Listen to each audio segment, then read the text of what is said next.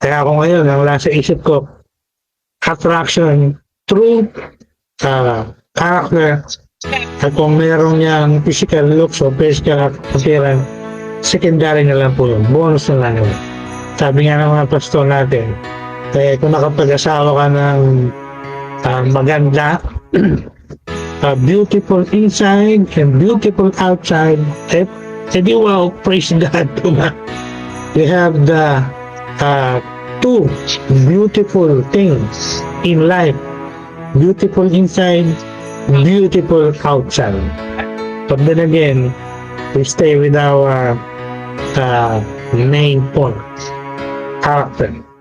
Ito, pagkatapos nilang match with one another, either by physical looks or character, ito na po, masusunod, itong dating and courtship.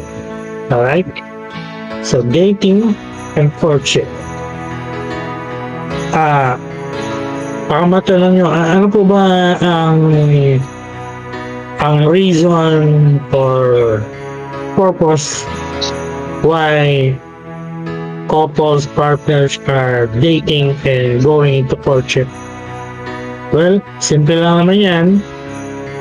You're dating the person because you want to be with the person that you love. Gusto mo siyang makasama. No? And courtship, binanggit na po natin yan last week. So you can get to know the person. You know him or her deeper, more, no, before. Again, before you get married. I simply entitled it 5 tips or 5 principles in dating and in courtship.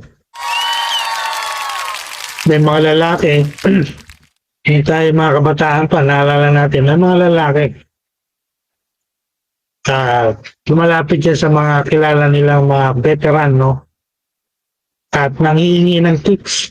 Bigyan niyo naman po ako ng tips or tips. Paano ko to liligawan? Paano ko to i-date? Lalo na pagka gusto niya na i-date o gusto niya ng ligawan o court yung kanyang babaeng nagustuhan o nabighani siya. So, humingi sila ng mga tips.